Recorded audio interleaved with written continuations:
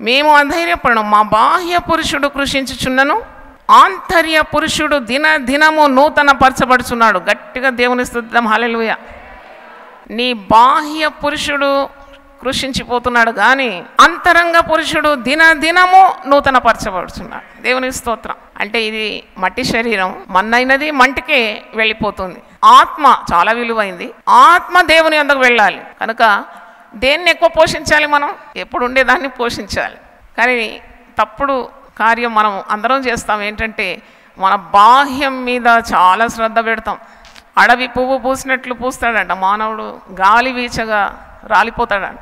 నీటి మీద బుడగ వంటి వాడు, ఆవిరి వంటి వాడు, సాగిపోయే నీడ వంటి వాడు, నేతగాని నాడి కంటే అతి త్వరగా గడిచిపోతుంది దినాలు.